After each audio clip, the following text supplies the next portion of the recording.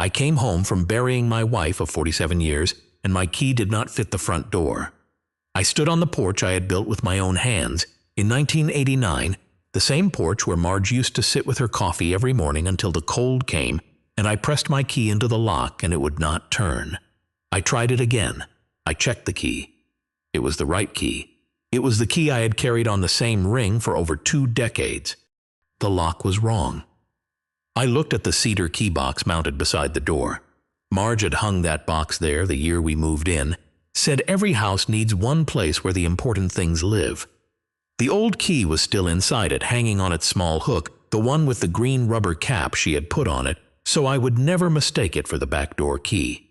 That key did not fit the new lock either. My son Derek had been inside the house all morning while we were at the cemetery. I did not say anything when Earl Bowden came across the yard and asked if I was having trouble with the door. I told him the lock must have stuck.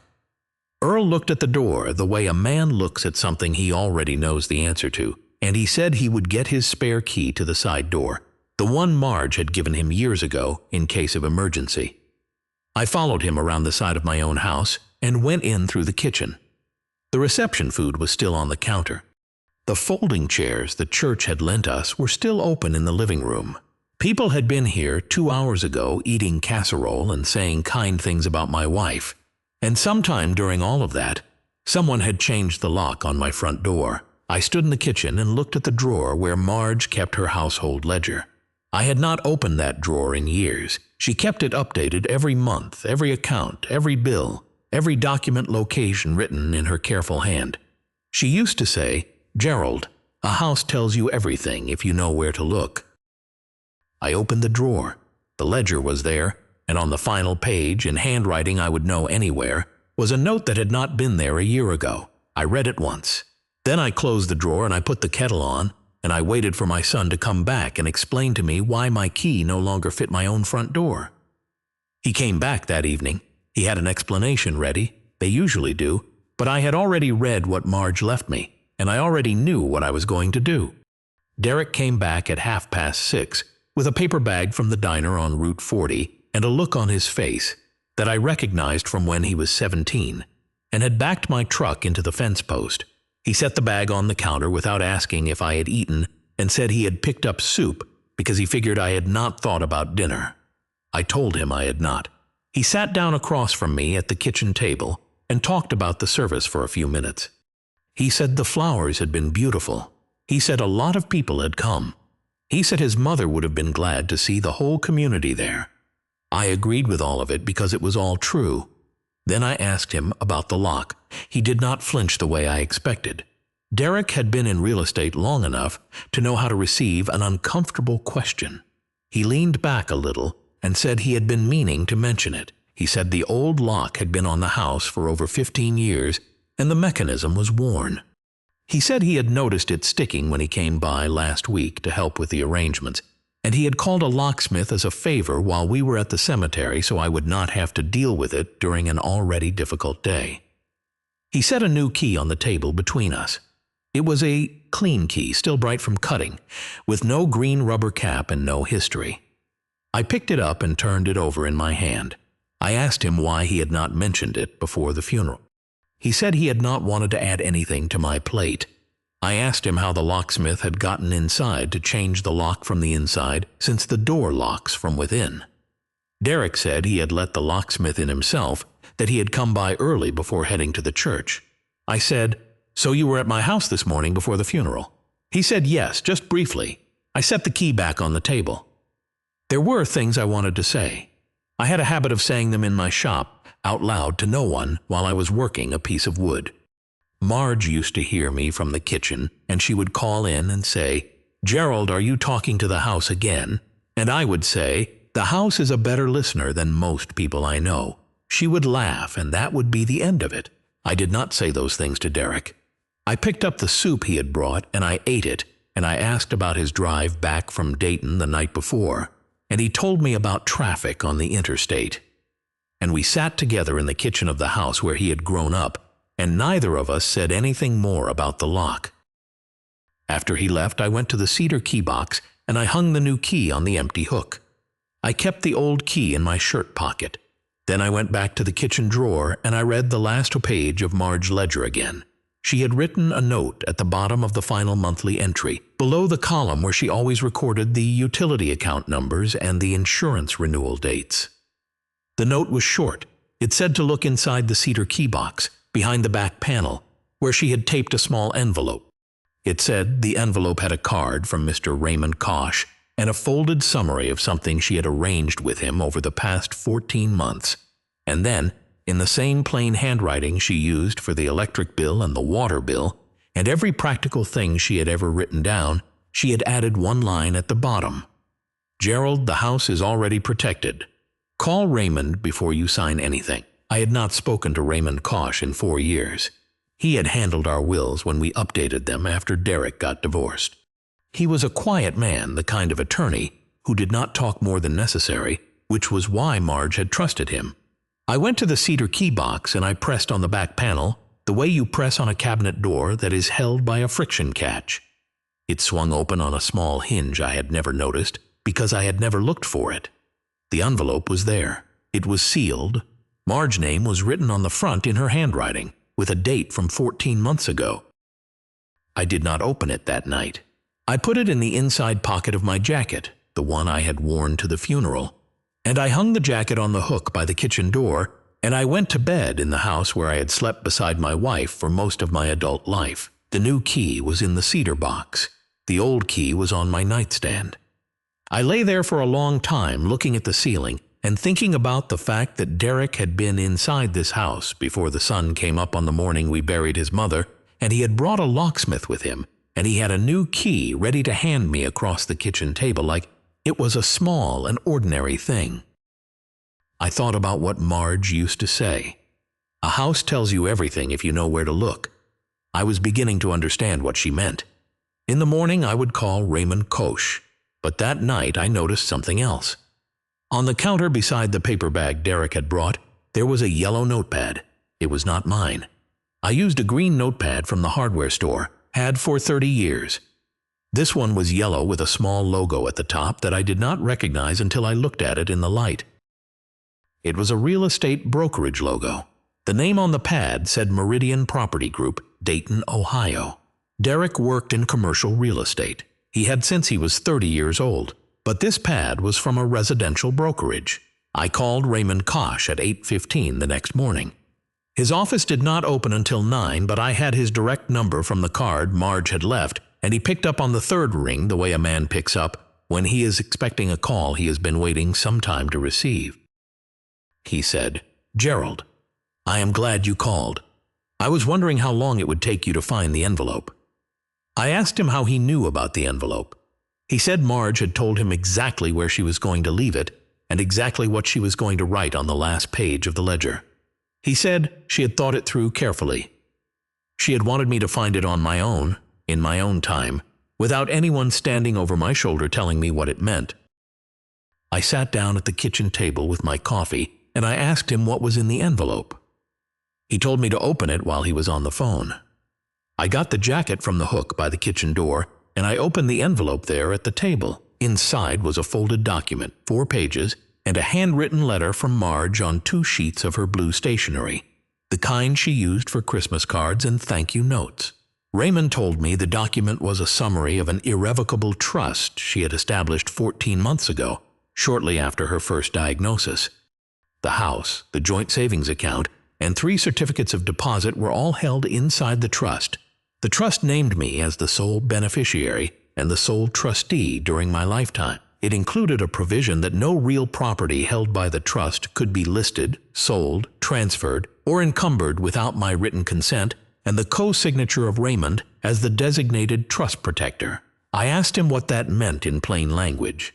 He said it meant that no one could sell my house without my agreement and his. Not Derek, not Susan, not both of them together, not a conservator unless a court-appointed one after a formal competency proceeding, which would require medical documentation and a hearing. He said Marge had asked him specifically about that last part. She had wanted to know every door someone might try to use, and she had asked him to close each one. I sat with that for a moment. Outside the kitchen window, the yard looked the same as it always had. The old maple near the fence was still losing its last leaves. The bird feeder Marge had asked me to hang 3 springs ago was still there, still half full, because I had filled it 2 days before the funeral, because she had asked me to keep it filled. I asked Raymond when Derek and Susan would find out about the trust. He said they would find out when they needed to find out. The trust was recorded with the county.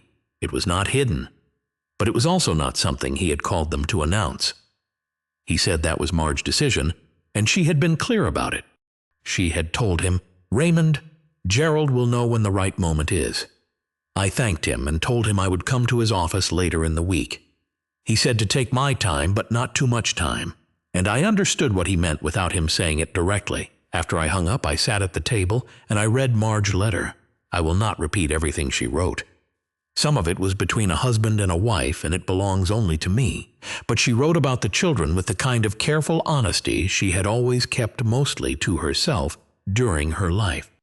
She said she loved Derek and Susan completely and without condition. And she also said she had watched them for a long time, and she knew what fear and debt and ambition could do to people who had not learned to sit with discomfort. She wrote that she had first noticed Derek asking questions about the house value 2 Christmases ago during dinner, in what he must have thought was a casual way. She wrote that she had noticed Susan stopped asking how she was feeling around the same time. She started asking about the life insurance policy. She wrote, "I am not angry at them. I am their mother, and I know where their fear comes from. But I love you more than I love their comfort. And I will not leave you without protection because I wanted to believe they would do the right thing on their own." I folded the letter and put it back in the envelope, and I put the envelope in the inside drawer of my desk in the small room off the hallway where I kept my woodworking plans and my tax records. That afternoon, Earl Bowden came over with a plate of food his wife had sent, and we sat on the porch for a while. Earl was not a man who filled silence for the sake of it, which was one of the reasons I had always liked him. We sat and watched the yard, and after a while, he said he had something he wanted to tell me. He said he had seen the locksmith truck the morning of the funeral. He said it had been parked in front of my house at 7:40 in the morning, and he had written down the plate number and the company name the way he always wrote things down, out of old habit from carrying mail for 31 years. He said he had also heard Derek on the phone in the driveway during the reception, before most of the guests had arrived. He said Derek had his back to the house and was speaking quietly, but Earl had been close enough to catch part of it. I asked him what he heard. Earl looked out at the yard for a moment, and then he said he heard Derek say, "We need the listing ready by the end of the month." And then after a pause, he heard Derek say, "She is already gone, so the timing is right." I did not say anything for a while. Earl said he was sorry to tell me that on top of everything else. I told him I was glad he told me. I asked if he still had the plate number and the company name written down. He said he did. In the small notebook he kept in his shirt pocket, the same kind of notebook he had carried every working day for 31 years. He tore out the page and handed it to me. I folded it and put it in my shirt pocket, and we sat on the porch until the light started to go, and then Earl went home and I went inside and stood in the kitchen for a long time. On the counter, the yellow notepad from Meridian Property Group was still sitting where Derek had left it. I had not moved it. I had been waiting to see if Derek would come back for it. He had not. I picked it up and looked at it in the light from the window. There were faint impressions on the second page where someone had written on the top page and torn it off. I did not have to work hard to read the impressions. I had spent 40 years teaching boys how to read a surface, how to see what a material was telling you if you paid attention. The impressions read, Holt Property, Millbrook Road, estimated list price, and then a number that was more than I had ever thought my house was worth, and beside it in smaller writing, split 2 ways. Susan called on Thursday morning, 4 days after the funeral. She called on the house phone, not my cell, which told me she had thought about the call before making it. People who call the house phone instead of the cell are usually trying to reach a version of you that is older and more settled, less likely to let a call go to voicemail. I picked up. She asked how I was doing, and I told her I was getting by. She said she wished she could have stayed longer after the funeral, but the drive back to Columbus was long and the children had school. I told her I understood. We talked about Marge for a few minutes, the way you do when you are both still learning how to speak about someone in the past tense, and I let the conversation find its own pace because I wanted to hear what she had actually called to say. It came after about 12 minutes. She said, "Dad, Derek and I have been talking, and we want to make sure you are not carrying too much on your own right now." She said the house was a lot for one person to maintain, especially going into winter, and they both wanted me to know they were thinking about what made the most sense going forward. I asked her what they had in mind. She said they thought it might be worth having someone come in and do an assessment, just to understand the options. She said it was not about pushing me toward anything. It was about making sure I had information so I could make the best decision for myself. I asked her what kind of assessment. She said a property assessment.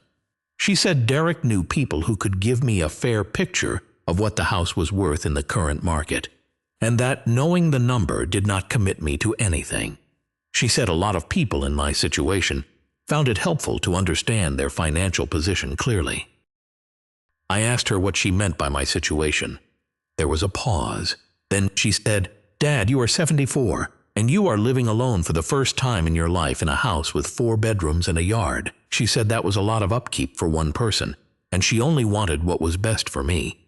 I told her I appreciated that. Then I asked her if she had spoken to Raymond Koch recently. Another pause, longer this time. She said she had written him a letter just to introduce herself and let him know the family was engaged and aware of things. She said she thought it was important for the attorney handling the estate to know that Derek and I were involved. I asked her when she had sent the letter. She said about 3 weeks ago. 3 weeks ago, Marge had still been alive. I did not say that out loud. I let it sit between us on the phone line the way you let a piece of wood sit after you've cut it, because sometimes the material needs a moment before you can see clearly what you have done to it. I told Susan I was going to rest and that we would talk more soon. She said, of course, and that she loved me, and I told her I loved her too, which was true, and I hung up the phone and stood in the hallway for a moment. Then I went to my desk and I took out a piece of paper and I wrote down the date and what she had told me, because Marge had always said that memory is not enough when it matters. "Write it down," she used to say. "Paper does not forget." I drove to Raymond Koch's office on Friday afternoon. His office was on the second floor of a building on Main Street that had been there since before I was born, with tall windows and wood floors that creaked in the same spots every time I had ever visited. Raymond was a man in his mid-60s with steady hands and a habit of letting the other person finish their sentence before he started his. He had a yellow legal pad on the desk, but he did not write on it while I talked. He just listened. I told him about the new lock. I told him about the yellow notepad and the impressions. I told him what Earl had heard in the driveway. I told him about Susan's letter, the one she had sent 3 weeks before Marge died. I put Earl's torn notebook page on the desk between us, and Raymond looked at it without touching it. He said, "Gerald, your wife was a careful woman." I said I knew that. He said she had come to him initially because she was concerned about Derek questions regarding the property. She had not been certain of his intentions, but she had wanted protection in place before she was gone. He said she had also told him she believed Susan was under financial pressure from her husband, and that the two of them together might move quickly once the grief settled. I asked him how quickly. He said in his experience, people in Derek's position, meaning someone with a real estate background who had already been researching a property, usually made their first formal move within 30 days of gaining what they believed was clear access. I said, "And what did they believe gave them clear access?" Raymond said, "The changed lock. If you had accepted the new key without question, and if you had agreed to the property assessment Susan suggested, they would have interpreted that as the beginning of your consent." I sat with that. Then I asked Raymond about the conservatorship letter Susan had sent. He said he had received it and had set it aside without responding. He said it had no legal standing on its own. It was a letter from a family member expressing concern, not a petition, and not a medical document. He said for a conservatorship proceeding to begin, It would require a formal petition to the probate court, medical evidence, and a hearing, he said. The trust Marge had established was specifically designed to function without any interruption from a conservatorship, unless the court found me incompetent by clear evidence, which would require more than a letter from my daughter. I asked him what I should do next. He said to do nothing unusual. Go home. Let Derek and Susan believe they are still in the early stages of a process that is moving in their direction. He said the trust was already recorded with the county. He said any title search on the property, which a real estate agent would order as a standard step before listing, would reveal the trust immediately. He said the moment that happened, Derek would know. He said, "Let the title search do the work. You do not have to say a word." I drove home on the county road that runs along the edge of the old fairgrounds, the same road I had driven for over 40 years. The fields were bare and the sky was the color of old tin. And I thought about Marge sitting in Raymond's office 14 months ago, asking him to close every door.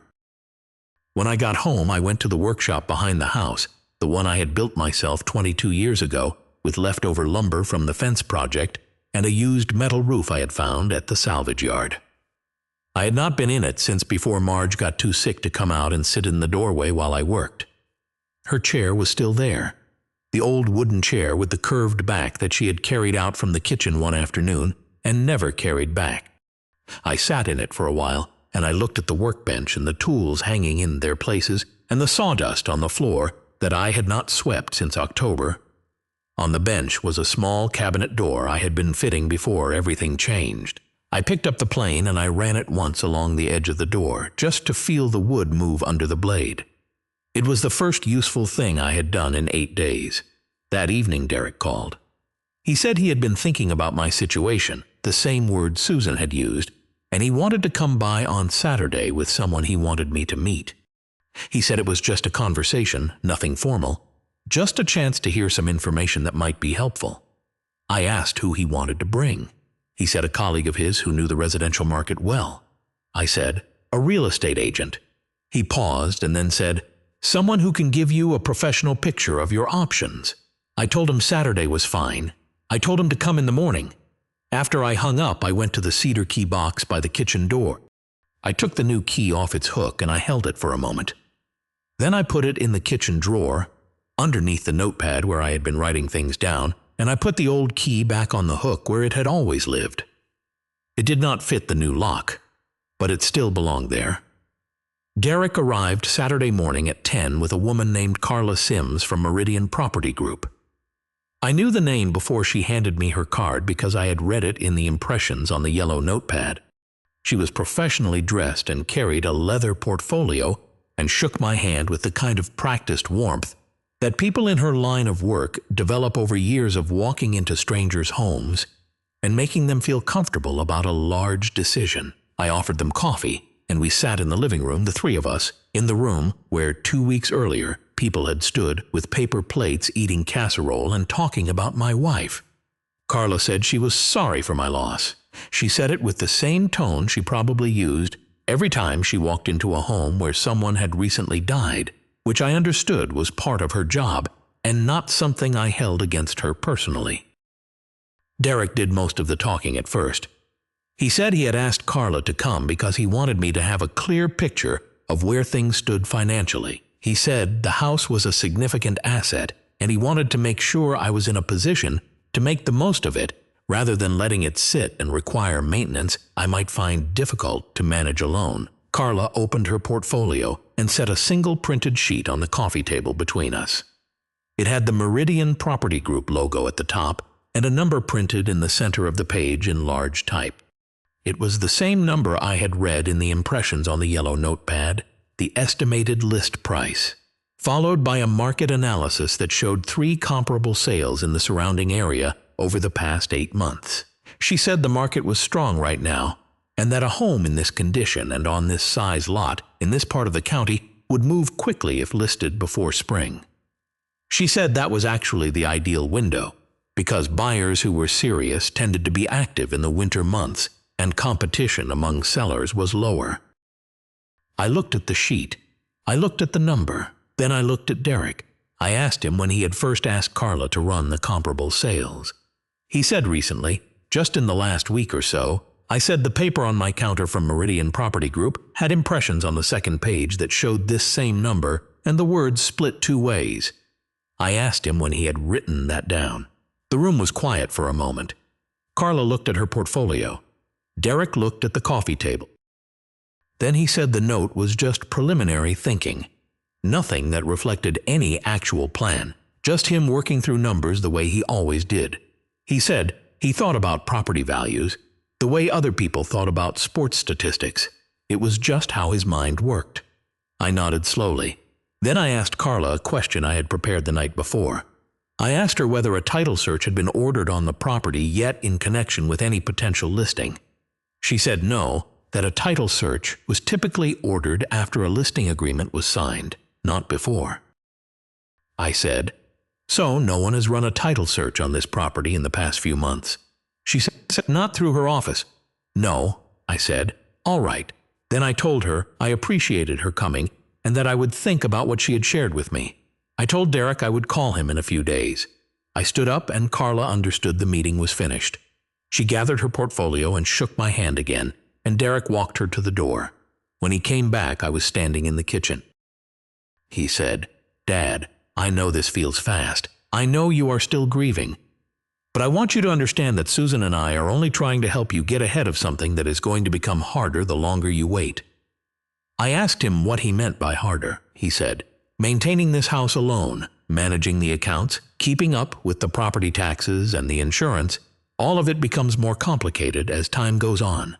He said he and Susan were worried about my ability to manage it all, and they thought a simpler situation would be less stressful for me.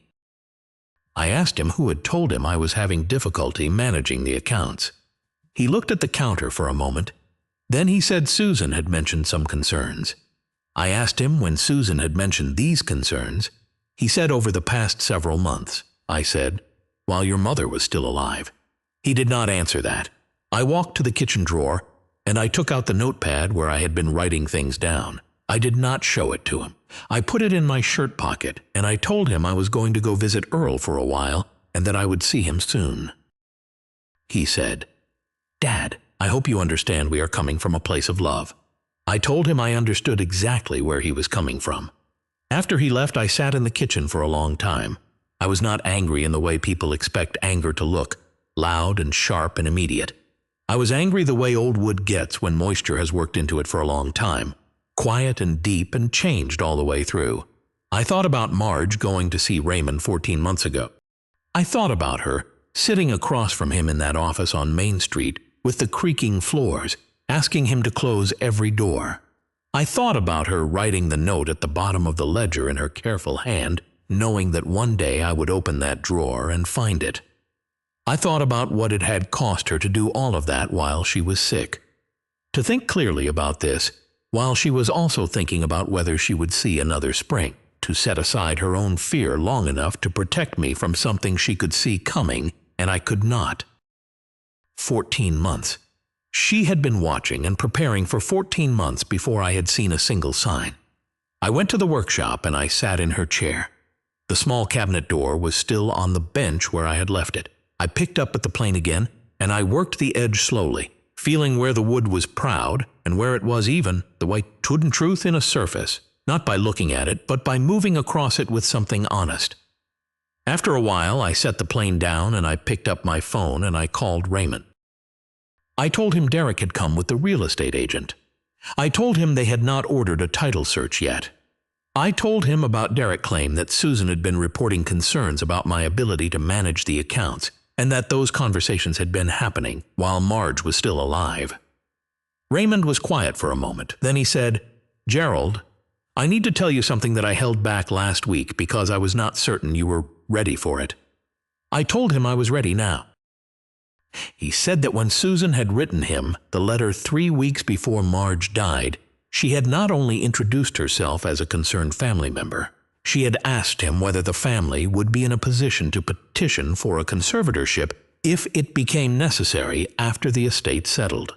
She had asked him to advise her on what medical documentation would be required and what the timeline for such a proceeding typically looked like.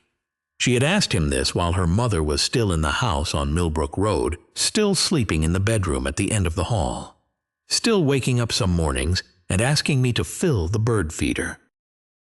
I sat in the workshop with the phone against my ear and the smell of sawdust around me and the sound of the wind moving through the gap under the metal roof the way it always had. Raymond said, "Your wife knew. She knew before any of this happened. That is why she came to me when she did." I looked at the chair Marge used to sit in when she came to watch me work. The curved back, the worn seat, the way she used to rest her hands in her lap, and just be present in the room without needing to fill it with anything. I asked Raymond what we should do next. He said, "We let them order the title search."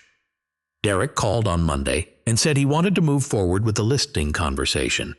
He said Carla had a standard agreement she could send over digitally or bring in person, whichever I preferred. He said it was not a commitment, just a starting point, just a document that would allow them to begin the formal process of understanding my options. I told him to bring it in person.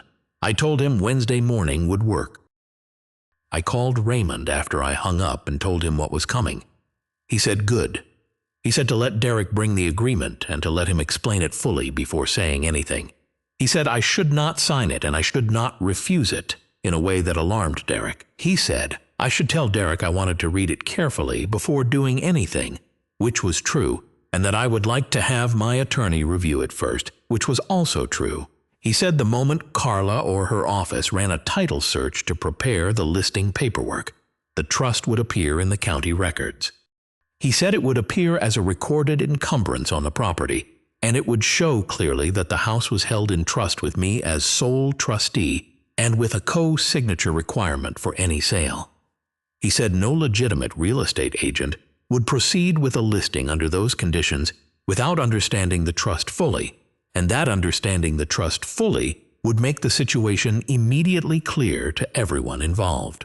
I asked him if he would be available Wednesday. He said he would keep his morning open. Tuesday I drove to the county recorder office. I had not been there in years. It was a low building on the east side of the courthouse square with fluorescent lights, and a front counter staffed by 2 women who had the efficient manner of people who process important documents all day, and understand that most of the people standing at their counter do not fully understand what they are holding. I gave them my name and the property address and asked to see the recorded documents associated with the parcel. The woman at the counter pulled up the records and printed a summary sheet and handed it to me across the counter. The trust was listed there clearly. The recording date was 14 months ago, 3 days after Marge had first met with Raymond. The document description read Irrevocable Living Trust, Holt Family, Sole Trustee Gerald Holt, Trust Protector Raymond Kosh, Dayton, Ohio. There was a recording number and a book and page reference, and a date stamp from the county recorder office in Marge Ledger handwriting. This was simply the house is already protected. I stood at the counter and read the summary sheet twice.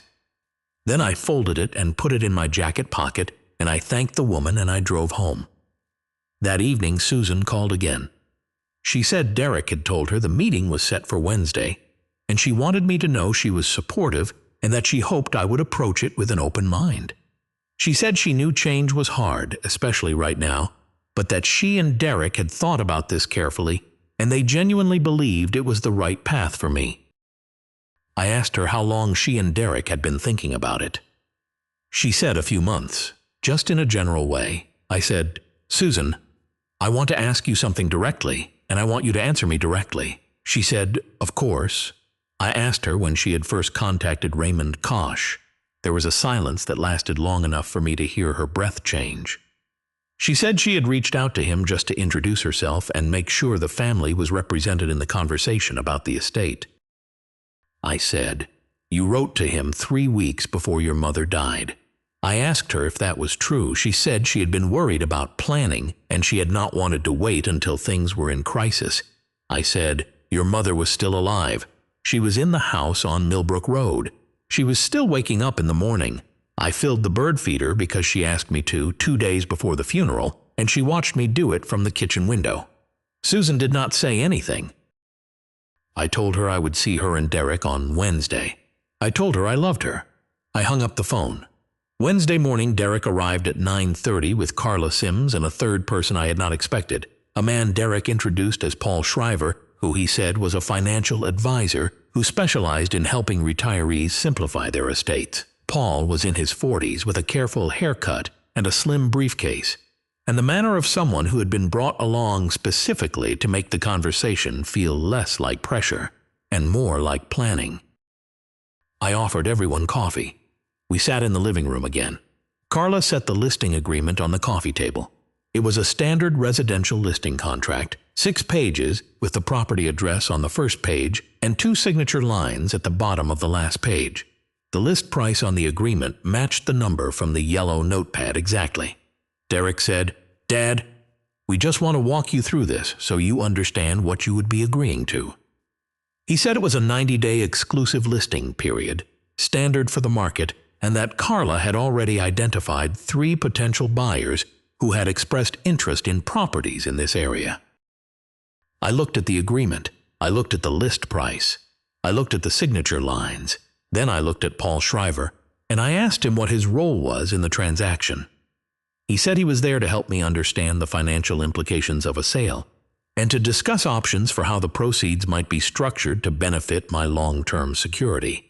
I asked him if he had been referred by Derek. He said Derek had contacted him. Yes. I asked him if he had reviewed the property records before coming today. He said he had reviewed the basic information Derek had provided him. I asked him if he had ordered a title search. He said that was typically handled by the real estate side of the transaction. I looked at Carla and asked her if a title search had been run on the property. She said her office had initiated the standard pre-listing title review 2 days ago, on Monday. I asked her what the title review had shown. She looked at Derek. Derek looked at the coffee table. Carla said, the title review had identified a recorded trust instrument on the property that would need to be reviewed before the listing could proceed. I said, an irrevocable trust. She said yes. I said, with a co-signature requirement for any sale or transfer. She said yes, I said, meaning the property cannot be listed or sold without the written agreement of the trust protector, who is my attorney, Raymond Koch. She said that was her understanding of the instrument. Yes, the room was quiet. Derek had his hands flat on his knees. Paul Shriver was looking at a point somewhere between the coffee table and the window. Carla was looking at me with an expression I recognized as professional recalibration, the look of someone who has just understood that the meeting they prepared for is not the meeting they are in. I reached into my jacket pocket and I set the county recorder's summary sheet on the coffee table beside the listing agreement. I said, my wife recorded this trust 14 months ago. I said Raymond Koch has been the trust protector since the day it was filed. I said the house, the joint savings account, and the certificates of deposit are all held inside this trust. I said no one in this room has the authority to list, sell, or transfer this property without my written consent and Raymond Koch's signature. I looked at Derek. I said, I would like you to tell me when you first spoke to a residential real estate agent about this property. He said, Dad, I was only trying to help you see your options. I said, Derek, I know what you were trying to do. I have known since the morning I came home from burying your mother and my key did not fit my own front door. He started to say something. I held up my hand, not aggressively, just the way you stop a saw before it goes somewhere it should not. I told Carla I would not be signing the listing agreement. I told Paul Shriver I did not need his services. I thanked them both for their time, and I stood up. Carla gathered her portfolio. Paul Shriver picked up his briefcase.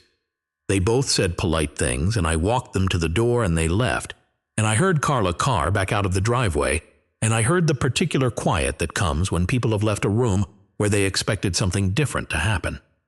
Derek was still in the living room. I went back in and I sat down across from him, and I let him sit with the quiet for a moment before I said anything. Then I said, I want you to tell me the truth about one thing. I want you to tell me when Susan first talked to you about this plan. He looked at his hands. He said, last spring. Last spring, Marge had still been doing her exercises in the kitchen. Every morning, the slow, careful ones the physical therapist had shown her, holding the counter with one hand and counting under her breath. I sat with that. Then I picked up the listing agreement from the coffee table and I held it out to Derek. He took it without looking at me. I told him he should go home, and I told him I would call him when I was ready to talk more. After he left, I went to the kitchen and I stood at the window and I looked at the bird feeder. It was getting low again. I would need to fill it before the week was out. I thought about Marge watching me fill it from this window, 2 days before the funeral, her hands wrapped around her coffee cup, the morning light on her face. Raymond had told me to let the title search do the work. He had been right. I had not raised my voice. I had not made a speech. I had sat in my own living room and let 14 months of my wife careful preparation speak for itself. But I also knew that what had happened in the living room this morning was not the end of anything. It was only the moment when Derek and Susan understood that the path they had planned was closed. What came after that was something different, and I was not certain yet what form it would take. Outside the window, a small bird landed on the feeder and found it low and flew away. I went to the garage and I got the bird seed and I filled it. Raymond called Thursday morning before I had finished my first cup of coffee. He said Derek had contacted him the previous afternoon, within a few hours of leaving my house. He said Derek had been professional on the phone, measured the way people in real estate learn to be when a deal has gone sideways and they are trying to understand their remaining options. Derek had asked Raymond 2 questions. The first question was whether the trust could be contested on the grounds that Marge had not been of sound mind when she established it 14 months ago. Raymond told him that Marge had been evaluated by her physician at the time of the trust signing, as was standard practice, and that the physician had provided a written statement of cognitive competency that was part of the trust file. He told Derek that the trust had been properly witnessed, notarized, and recorded with the county, and that contesting it would require filing a formal legal action, presenting clear and convincing evidence of incapacity, and prevailing in a probate court hearing against a document that had been in the county records for over a year without challenge. Derek had then asked his second question. He had asked whether the trust could be modified if both beneficiaries, meaning himself and Susan, agreed that modification was in the best interest of the estate. Raymond told him that Derek and Susan were not beneficiaries of the trust. I was the sole beneficiary. The trust had no provision for modification by anyone other than me, and even my ability to modify it was limited to specific administrative changes that did not affect the core property protections. The irrevocable nature of the trust was precisely the point. Marge had chosen that structure deliberately. Raymond said Derek had thanked him and ended the call. I sat with my coffee and listened to Raymond explain this with the quiet matter-of-fact tone he used for everything, and I felt something settle in my chest that had been loose and uncertain for 2 weeks. I asked Raymond what Derek would do next. Raymond said in his experience, people in Derek's position had 2 remaining moves. The first was to accept the situation and find a way to reestablish a relationship with me that did not depend on the house. The second was to pursue the legal challenge he had asked about, which Raymond considered unlikely given the cost, the timeline, and the low probability of success against a properly executed trust with a competency evaluation on file. He said there was a third possibility, which was that Derek would do nothing for a while and let the situation sit, hoping I would eventually come to them on my own terms. I said that was the most likely. Raymond said he agreed. I thanked him and we arranged to meet the following Tuesday to go through the full trust document together, since I had only read the summary Marge had left me and I wanted to understand every provision clearly. That same afternoon I drove to the hardware store on the east side of town, the old one that had been there since before the chain stores arrived, with the wood floors and the bins of loose hardware, and the 2 brothers who had run it for 30 years. I bought a new lock set, a good one, a solid brass mechanism that would outlast the door it was going in. I installed it myself that evening. It took me about 40 minutes, which was longer than it would have taken me 20 years ago, but not so long that I had to stop and rest. I set the old lock on the workbench in the shop. I took 3 keys from the new set and I put one on my key ring and one in the cedar key box and one in the desk drawer with Marge letter. When I was done, I stood on the porch and I locked and unlocked the door 4 times, the way you test a new mechanism, feeling for the smoothness of the action, making sure the bolt seated correctly in the strike plate. The lock worked the way a lock is supposed to work. On Friday, Earl came over for coffee, and I told him what had happened on Wednesday with Derek and Carla and the financial advisor. I did not dramatize it. I told it the way I would describe a repair job, what the problem had been, what I had found when I looked closer, what I had done to address it. Earl listened without interrupting. When I finished, he sat for a moment, and then he said, "Marge was something else." I said she was. He said he had always known she was the one who kept the careful track of things. He said he remembered years ago, when his wife had been having trouble with a contractor who had done bad work on their roof, and Marge had sat down at their kitchen table with a pad of paper and helped his wife write out every date, every conversation, every payment, every promise the contractor had made and broken. He said that document had been what the small claims judge had relied on when she ruled in their favor. I said that sounded exactly like her. Earl reached into his shirt pocket and he put the torn notebook page on the table between us, the one with the locksmith plate number and the company name. He said he wanted me to have the original, not just a copy. He said he had also written a short statement on a separate piece of paper, describing what he had seen and heard on the morning of the funeral and during the reception, and he had signed it and dated it and asked his wife to witness his signature. He slid that across the table too. I looked at it. His handwriting was small and even, the handwriting of a man who had written in small notebooks every working day for 31 years. The statement described the locksmith truck, the plate number, the company name, the time he had observed the truck, and what he had heard Derek say on the phone in the driveway. It was precise and plain, and it did not editorialize.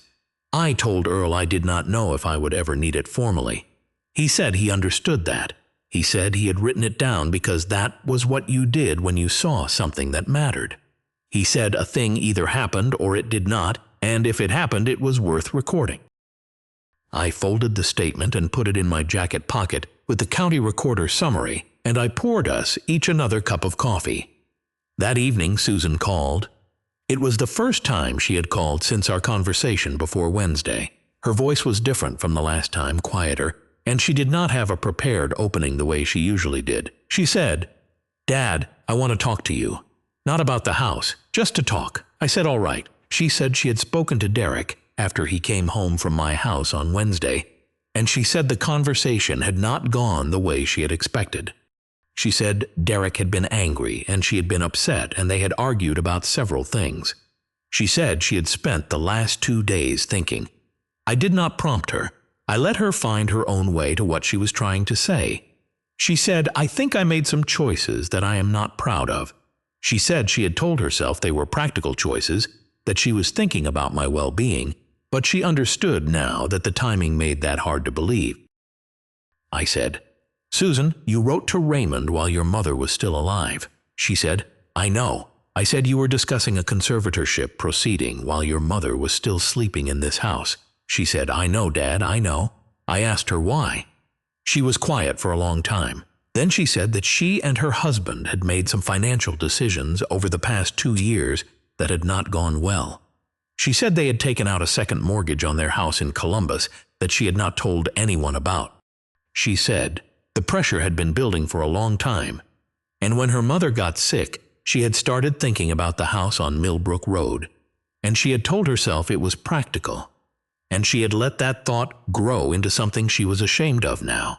I sat in the kitchen and I listened to my daughter tell me the truth. It was not a complete truth, I suspected. People rarely give you the complete truth in one conversation, but it was more truth than I had received from either of my children in a long time. I told her I was not going to make any decisions about our relationship that evening. I told her I needed time and I expected her to give me that time without pressure. She said she understood. I told her I loved her, and I meant it. After I hung up, I went to the workshop. The small cabinet door was still on the bench. I had been fitting it in pieces, working it a little each evening. I picked up the plane and I ran it along the edge, and this time the door sat flush, and even when I held it up to the light, it was ready. I set it in its place and I checked the fit along all 4 edges, and it was right. Not perfect, because wood is never perfect, but right. fitted to its purpose and finished with care. I put the plane back on its hook and I turned off the workshop light and I went inside. The cedar key box was on the wall beside the kitchen door, with the new key on its hook and the old key gone from the lock but not gone from the house. The ledger was in the kitchen drawer. Marge's letter was in the desk with the recorder's summary and Earl's signed statement. I had everything I needed. What I did not yet know was what I was going to do with Derek. Susan had opened a door. Derek had not, and those were two different situations requiring two different kinds of patience. I stood in the kitchen for a moment, and then I went to the window and I looked out at the yard. The bird feeder was full. The maple near the fence had lost all its leaves now and stood bare and plain against the evening sky. I thought about what Raymond had said. Let them order the title search. You do not have to say a word. He had been right about that, and I suspected he would be right about what came next too, which was that Derek would come back eventually, not with a real estate agent, but alone, when the silence had become more uncomfortable than the conversation. I was prepared to wait. I had learned that from the most patient person I had ever known, and she had spent the last 14 months of her life making sure I would not have to face this without the tools to do it. The least I could do was use them well. Derek came back on a Tuesday, 3 weeks after the meeting with Carla Sims. He did not call ahead.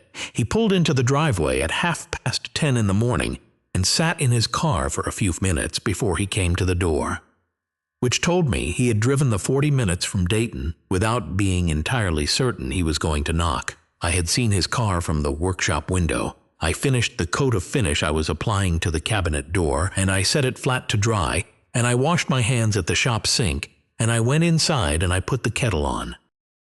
He knocked at the front door. His key, the one he had cut the morning of the funeral, did not fit the new lock I had installed. I did not know if he tried it before he knocked. I did not ask. I let him in and I poured 2 cups of coffee, and we sat at the kitchen table. The way we had sat the night, he brought soup from the diner on Route 40, which felt much longer ago than it was. He did not have a paper bag from the diner this time. He did not have a portfolio or a notepad or a colleague. He had his coat and his hands and the particular look of a man who has rehearsed something and is not sure the rehearsal prepared him for the room he is actually sitting in. He said, "I want to explain some things." I told him I was listening. He said that the idea of the house had started the way most ideas start, gradually and without a clear moment of beginning. He said 2 years ago he had been at a dinner with colleagues, and someone had mentioned the property values in rural Ohio, and he had thought about Millbrook Road, and he had looked it up that night, and the number had surprised him. He said he had told himself it was just information, just knowing, and that knowing did not mean anything yet. I said, "But then your mother got sick." He said yes. He said when she got sick he had started thinking about practicalities, the way you do when something large and real is coming toward you and you try to put your hands on something concrete because the grief itself has no edges you can hold.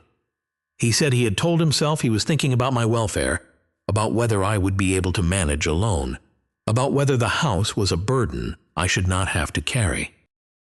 I asked him when he stopped believing that story. He looked at his coffee cup. He said, "Probably around the time I had a preliminary conversation with Carla before Mom had died." I did not say anything. He said he had told Susan about it, and Susan had been receptive in a way that made it easier to keep going. He said he had known on some level that the timing was wrong, that the thought was wrong, but he had also been afraid of something he could not name clearly, and the plan had given him something to do with the fear. I asked him what he was afraid of. He sat with that for a moment. Then he said he thought he had been afraid of the moment when you realize your parents are not permanent. He said he had watched me and Marge for his whole life, and we had always been the fixed point, the place that did not move, and when Marge got sick, something shifted in him that he had not known how to manage. He said the plan had been a way of taking control of something when everything else felt uncontrollable. I understood that. I did not tell him I understood it, not yet, because understanding a reason is not the same as accepting what the reason produced. I asked him about the morning of the funeral. He looked at the table. I said, "Derek, I came home from burying your mother, and my key did not fit my own front door." I want you to tell me what you were thinking that morning when you called the locksmith." He said he had told himself it was practical. He said the lock had been old, and he had thought having a new one would make things simpler. He said he had not thought through what it would feel like for me to come home and find it changed. I said, "Or you had thought through it, and you had decided that was the first step, because a man who cannot get into his own house is already a man who needs someone else to manage things for him." He did not deny it. He said, "I think that was part of it. I think I told myself it was practical, but I think I also thought it would make things feel more in motion." He said he was sorry.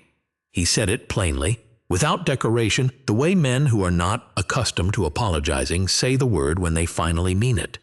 I told him I heard him then. I told him there were things I needed him to understand.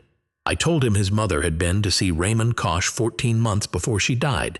I told him she had gone because she had noticed him asking questions about the house value 2 Christmases ago, and she had been afraid of what that meant. I told him she had spent the last 14 months of her life while she was sick, while she was doing her exercises in the kitchen and watching me fill the bird feeder and writing Christmas cards with hands that hurt, setting up a legal structure to protect me from what she saw coming. Derek was very still. I told him she had written me a letter. I told him I was not going to read it to him because parts of it were between a husband and a wife, and they would stay that way. But I told him she had written about him with love, clear and complete love, and also with honesty. I told him she had said she knew where his fear came from.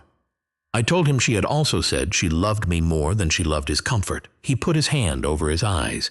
He sat that way for a long time. I let him sit. After a while, he said she knew. I said, she knew 2 Christmases ago. She had been watching and she had been preparing, and she had done it all quietly while she was also dying. And she had never said a word to either of you about it because she did not want the last months of her life to be spent in that argument. He said, "She should have told me she knew." I said, "Why?" "So you could explain it away the way you explained the locksmith. So you could tell her it was only practical thinking. She knew what you would say. She had heard you say it about other things for 51 years. She chose to protect me instead of confront you." He did not have an answer for that. I told him about Earl. I told him Earl had seen the locksmith truck at 7:40 in the morning and had written down the plate number and the company name out of habit. I told him Earl had heard him on the phone in the driveway during the reception saying the listing needed to be ready by the end of the month. I told him Earl had written a signed and witnessed statement. Derek sat very still. I told him I was not going to use any of it unless I had to. I told him the trust was recorded and the house was protected and Raymond was the trust protector and nothing was going to change any of that regardless of what Derek chose to do next. I told him the signed statement and the recorder summary and the locksmith record were in my desk with Marge's letter, and they were going to stay there unless something made it necessary to take them out. He said, "What would make it necessary?" I said, "If anyone filed a legal challenge to the trust, if anyone initiated a conservatorship proceeding, if anyone contacted Carla Sims or any other real estate agent about this property without my knowledge, if anyone made any attempt to manage my affairs, my accounts, my property, or my decisions without my consent." He nodded slowly. I said, "Derek, I am not your enemy. I am your father. I am going to live in this house for as long as I am able to live in it, and when that changes, I will make that decision myself with Raymond, and the proceeds of whatever I decide will be handled according to the trust your mother set up, which was her right and her choice, and which I honor completely." He said, "What does that mean for us?" I said, "That depends on you. Not on me, not on Susan, on you." He looked at the kitchen the way you look at a room you grew up in when you are seeing it differently than you ever have before. He looked at the cedar key box beside the door. He looked at the drawer where the ledger lived. He looked at the window with the bird feeder beyond it. He said, "I did not know she had been watching me for 2 years. I said she watched everything. She always did. You knew that about her." He said, "I thought she trusted me." I said, "She did trust you. She also knew you. Those 2 things can both be true." He was quiet for a long time. Then he said he needed to go. He stood up and he put on his coat and he picked up his keys, the ones from his own house in Dayton, the ones that had nothing to do with mine. At the door he stopped and he looked at the cedar key box. He said, "I knocked it when I was moving some boxes the morning of the funeral. It was hanging crooked when I left. I should have straightened it." I said, "I know." He went out to his car and he sat there again for a few minutes before he backed out of the driveway. I stood at the kitchen window and watched him go, the same way Marge used to stand at this window and watch things. With her hands still and her eyes clear and no particular expression on her face, because she had already done what needed to be done, and watching was enough. The bird feeder was full. The cedar key box was hanging crooked on the wall beside the door, the same way Derek had left it the morning of the funeral. I had not straightened it yet. I had been waiting until I knew what it needed to mean. Now I thought I knew. I called Earl the next morning and asked if he had a few hours. He said he did not have anything that could not wait, and he came over at 9 with his coat and his work gloves, and the small level he kept in his garage, the one he used for everything from hanging pictures to checking fence posts. I told him I needed help rehanging the cedar key box. He looked at it on the wall beside the kitchen door, hanging at the slight angle Derek had left it the morning of the funeral, and he did not ask why I had left it that way for 3 weeks. Earl was not a man who asked questions he did not need the answer to. We took it down together. I held it, and Earl checked the wall with his level and marked the new holes 2 inches higher than the old ones, where the box had hung from the day Marge put it up until the morning Derek knocked it, crooked, moving boxes. He had no business moving on the day we buried his mother. 2 inches higher was where it had always belonged. The old holes had been set when I had remounted the box years ago after repainting the kitchen, and I had hung it slightly lower than Marge had originally placed it, and she had never said a word about it, just reached up every time she took a key or replaced one with that small extra reach that I had never noticed until now. Earl drilled the new holes, and I drove the anchors, and we hung the box, and he held the level against it while I tightened the screws, and when we stepped back it was straight, and it was where Marge had first put it, and it was where it was going to stay. Earl said, "That looks right." I said it did. We had coffee at the kitchen table afterward. Earl asked how things stood with the children, and I told him where things were, plainly, and without either bitterness or false resolution. I told him Derek had come and we had talked, and I did not know yet what that conversation would become over time. I told him Susan had called twice since our conversation the week before, and that we had talked about ordinary things, her children, the weather, a book she was reading, and that the ordinary things had felt careful and tentative, but also genuine, the way a repaired joint feels when you first put weight on it, solid enough but not yet tested. Earl said, "And Derek?" I said Derek had not called since Tuesday. I said I did not expect him to call soon, and I was not waiting for it. I said I thought Derek needed to sit with things longer than Susan did, because Derek had gone further and he knew it, and the distance between where he had gone and where he needed to get back to was something only he could cross. Earl nodded and drank his coffee. I told him about the meeting with Raymond the previous Tuesday, the full trust review. Raymond had walked me through every provision, every clause, every protection Marge had built into the document. The house was mine for my lifetime. The savings and the certificates of deposit were mine for my lifetime. After I was gone, the remaining assets would be distributed equally between Derek and Susan, according to terms that Marge had set and that I could not unilaterally change, which she had done deliberately so that neither of them could pressure me into favoring one over the other. Raymond had also told me something I had not expected. He said Marge had come back to see him one final time, 6 weeks before she died, when she was already having the bad days more often than the good ones. She had come to add one instruction to the trust file, not a legal provision but a personal letter addressed to Derek and Susan, sealed, to be delivered by Raymond at his discretion if and when a legal challenge to the trust was ever filed. Raymond had not told me what was in the letter. He said Marge had asked him to keep it sealed unless it was needed. He said he hoped it would never need to be opened. I told Earl this, and Earl was quiet for a moment, and then he said, "She wrote a letter for the situation she hoped would never happen."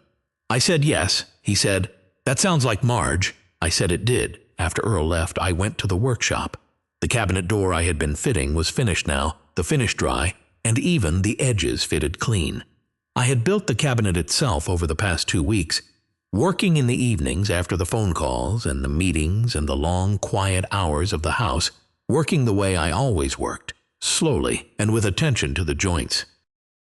It was a small cabinet, intended for the hallway beside the workshop door, a place to store the things that accumulated there, the small tools, the pencils, the measuring tape, the scratch-all, the items that had no permanent home but were always needed. Marge had asked me to build it the previous spring, before she got too sick to come to the workshop door. She had described exactly what she wanted: 3 shelves, a simple frame, nothing ornate, just honest and useful, the way she wanted most things. I had not been able to start it while she was sick. I had not been able to start it after she died, not for the first 2 weeks. I had only been able to start it when I sat in her chair in the workshop and picked up the plane and ran it along the edge of that first door and felt the wood move correctly under the blade. I carried the cabinet to the hallway and I set it in place, and I stepped back and looked at it. It was what she had described. 3 shelves, simple frame, fitted clean.